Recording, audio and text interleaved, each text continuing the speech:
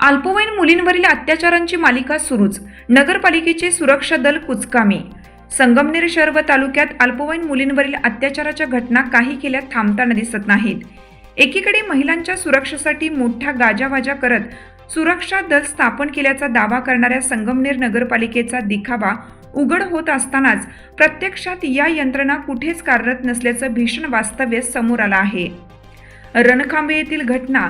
वडगाव पाणी येथे 12 वर्षीय मुलीवर झालेल्या ॲसिड हल्ल्याच्या घटनेला 24 तासही उलटले नाहीत तोपर्यंत संगमनेर शहरात आणखीन एक संतापजनक घटना घडली आहे. एका नराधमाने 6 वर्षाच्या चिमुरडीवर अत्याचाराचा प्रयत्न केला. संगमनेर शहरातील एका वसाहतीत बुधवारी दुपारच्या सुमारास 27 वर्षीय युवराज सीताराम हासे या विकृताने अवघ्या 6 वर्षीय निरागस मुलीवर अत्याचार करण्याचा प्रयत्न केला. खाऊ घेण्यासाठी घराबाहेर पडलेल्या या चिमुरडीचा आरोपीने पाठलाग केला आणि एका निर्जन ठिकाणी ओढत नेत तिच्याशी अश्लील कृत्य करण्याचा प्रयत्न केला. या घटनेत सर्वात मोठी गोष्ट म्हणजे एका सतर्क महिलेच्या जागरूकतेमुळे मोठा अनर्थ टळला.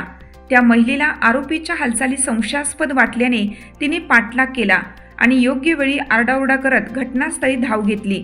तिच्या धाडसामुळे आरोपी पळून गेला आणि त्या निरागस जीवाचे प्राण वाचले.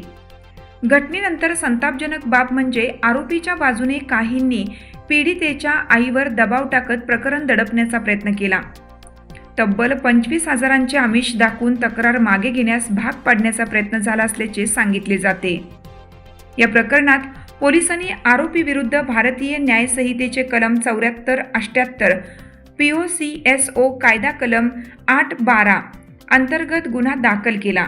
परंतु आरोपीला अटक न करता फक्त नोटीस देऊन सोडण्यात आले. यामुळे नागरिकांमध्ये तीव्र संताप उसळला आहे.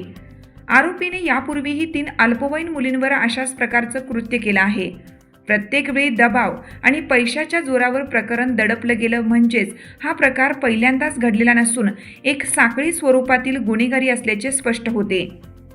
वडगाव पाणी येथील ॲसिड हल्ल्याच्या निषेधार्थ नागरिक रस्त्यावर उतरलेले असतानाच ही घटना समोर आल्याने संताप अधिक तीव्र झाला आहे. नगरपालिकेचा सुरक्षा दल यंत्रणा कागदावरच आहे का? लहान मुली असुरक्षित आहेत असा संताप व्यक्त केला जात आहे.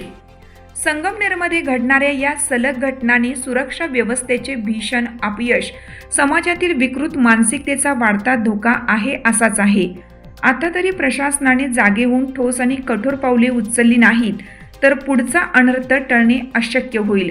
महासत्ता न्यूज, संगमनेर.